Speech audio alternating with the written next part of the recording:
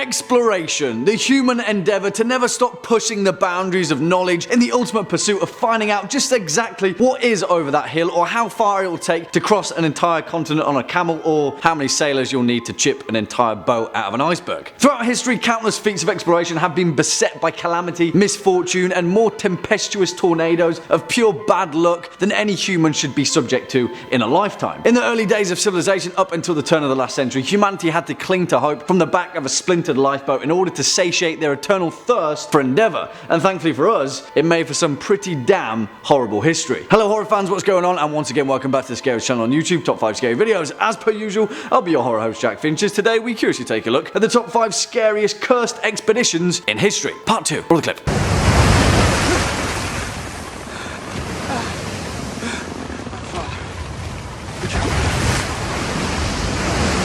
For the curious amongst you, that clip was from 2014's Unbroken, detailing the life and survival of Louis Zapparini. And whilst that movie isn't exactly a cursed expedition, so to speak, the word unbroken is pretty fitting for this particular part 2, because trust me, there are some equally incredible feats of survival throughout this one. Yeah, Unbroken is a pretty decent film, and Jack O'Connell is awesome.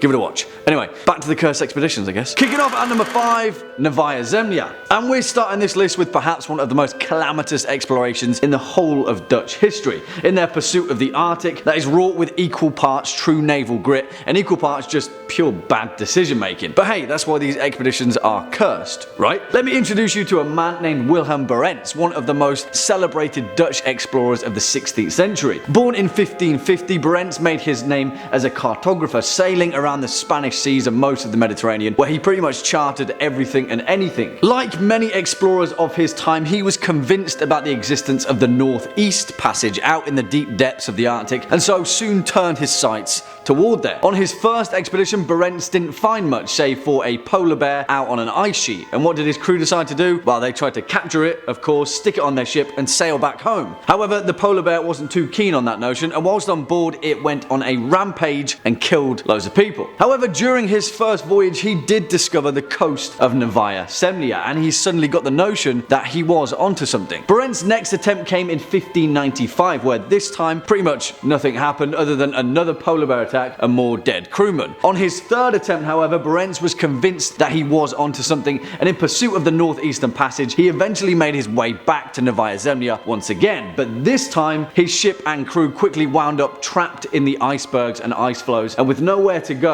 the 16-man crew was stranded with the dead of winter fast approaching. Crazily enough, Barents' crew managed to harvest scraps of lumber from their own ship, and they then built a cabin on the ice sheet to seek shelter. They lived there for nearly a year, sleeping next to heated stones and cannonballs just to stay warm, and by the time their food ran out, the crew resolved their hunger by hunting Arctic foxes and straight up killing polar bears with their bare hands. Eventually, almost 12 months later, with the ship still trapped, the crew decided to peace out. They were ridden with scurvy and were days away from eating each other. But incredibly enough, eventually they made it back to civilization. Sadly enough, Wilhelm Barents didn't. He died on the journey back, and he never did find the Northeastern Passage. Swinging in at number 4, the Magellan circumnavigation. And if we're talking about death and pure misery, there is probably no saltier tale of the 7 seas than the time that Ferdinand Magellan tried to circumnavigate the planet. Obviously, you've probably already heard of the Magellan circumnavigation, the first recorded voyage around the world in human history, often confused with the old Marco Polo thing. The voyage itself began under the command of Ferdinand Magellan, a legendary Portuguese explorer, but was ultimately concluded by the Spanish navigator Juan Sebastian Elcano. Why? Well, that's because things got pretty bad on the way. Let me explain. Magellan's voyage set sail from Seville in 1519, but his first mistake was failing to appreciate just how unimaginably big the Pacific Ocean is. I mean, now we know it's freaking huge, but Magellan didn't have the pleasure of hindsight, and seemingly he only packed enough supplies for an average kind of ocean. After just several months at sea, Magellan's ship completely ran out of supplies, and after floating around in the middle of the Pacific at the point of near starvation, his crew began scraping the rafters for maggot-infested crumbs. Their water supplies had dwindled to mildew, and they were forced to resort to drinking their own urine just to hydrate themselves. Eventually, the crew became so ravenous with starvation that they ripped the leather from the ship's hull and began chewing on it just to satiate their hunger. After months of pure misery, Magellan and his crew did finally make landfall on the island of Guam with barely a ramshackle crew to keep it all together. A few months later, incredibly enough, Magellan made it to the Philippines, where they were then attacked by over 1,000 native warriors in the Battle of Mactan, and Magellan was stabbed in the face with a spear and then obviously died. Pretty much all of the malnourished crew were slaughtered, but another ship managed to survive, headed by Elcano, and yeah, they then completed the voyage. But as you can tell, it was pretty damn harrowing to get around the world. Next up at number 3, the Narvaez expedition. And talking of death and misery, this particular entry is pretty much unrivaled when it comes to cursed expeditions. The Spanish conquistadors of the 16th century have a bloody enough history during their march through the Americas, but no such journey is as wrought with death and misery as the Narvaez expedition. Alongside Alvar Nuñez Cabeza de Vaca, which is a pretty impressive name, Narvaez and 600 men set sail from Spain with an appointment by the Holy Roman Emperor himself, Charles V, and set about to claim the Gulf Coast. They made their way toward the coast of Florida in pursuit of the coveted gold of the Americas, but before they could even make it there, over 100 men had deserted as the expedition made port in the Dominican Republic after fearsome tales of previous expeditions succumbing to the dangers of the continent made their way through camp. They had the right idea though, because not long afterward, Narvaez's fleet of ships were devastated by a hurricane that killed over 60 of his men and a fifth of their horses. That's before they'd even made it to Florida, but once they'd made landfall with diminished supplies and low morale, Narvaez's expedition had barely tasted the horror and pain that awaited them. After several months and failing to fully anticipate the scale and depth of the natives that called the land their home, the Spanish forces were quickly attacked by waves upon waves of native warriors, utilizing guerrilla tactics in the dense territory of the Appalachian people. Eventually, Narvaez's 600 men had dwindled to less than 250, and after crossing a rancid swamp in an attempt to escape, the expedition were near enough starving to death, many of them sick and wounded, Narvaez included. After considering cannibalism, the remaining crew decided to melt down their weapons and reforge them into tools, where hopefully they could chop down a few trees and build a ship to sail back to Mexico. Incredibly, they crafted 5 ships over a month period and set sail on September 22nd, 1528, where they were then battered by an unholy storm, ripping apart the 5 ships to splinters, killing most of the survivors. Yeah, after thinking they'd escaped, only 80 survived, who were then forced to remain in the Americas, scrapping for survival against the natives for years on end. Eventually, out of 600 men, only 4 survived. 4. Coming in at number 2, the Burke and Wills expedition. And if we're talking about failing to anticipate one's surroundings, then there's perhaps no finer example than the Burke and Wills expedition. Australia is a pretty huge place, and the vast majority of the unrelenting continent was unexplored for a good reason, because you'd probably die on the way,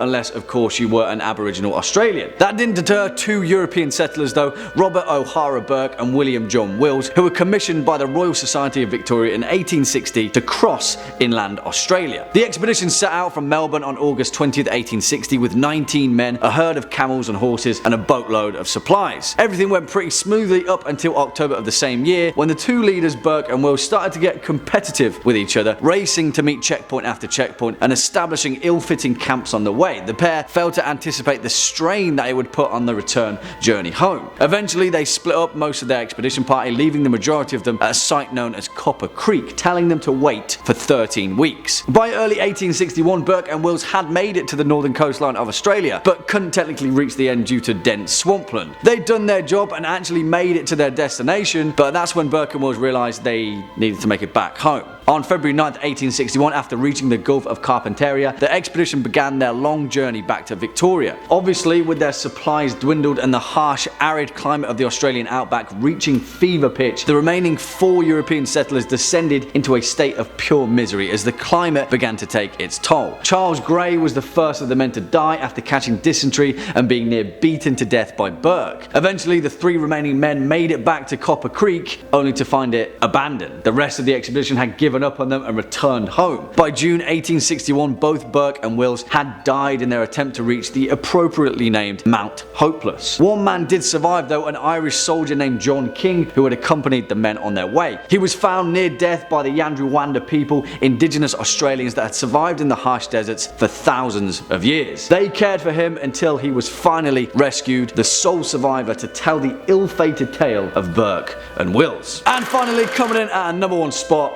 Shackleton. Because, truth be told, we have to end this particular list on a more than positive note, because despite cursed expedition after cursed expedition, there is nothing greater than human triumph in the face of horrifying adversity. There is perhaps no greater tale of endurance than with the fated expedition of Sir Ernest Henry Shackleton, who set sail in 1914 in pursuit of fully mapping the continent of Antarctica by crossing it entirely from sea to sea. After leaving Buenos Aires on 8th of August 1914 in the aptly named ship Endurance, the expedition began steadily, but quickly the harsh and unforgiving nature of the Antarctic began to reveal itself. As they drew closer to the continent, the Endurance and its crew became stuck in the slowly solidifying pack ice and were eventually completely entombed by the frozen ocean. Now, Shackleton was a fantastic naval mind, and quickly he realized that his crew wouldn't be able to free the ship until the ice had melted on its own accord. And so they pitched up camp on the ice and waited for warmer weather. They waited for 10 agonizing months, ridden with frostbite and pain and misery, and slowly dwindling with both hope and supplies. After 10 grueling months, the Endurance sank into the icy depths before their very eyes, and that's exactly when the cracks in the ice started to show across their own camp, and before they knew it, the ice sheet that they'd called home for 10 months began to break apart. And that's when finally Shackleton rounded his men up in the last remaining lifeboat and headed for the nearest landmass, the barren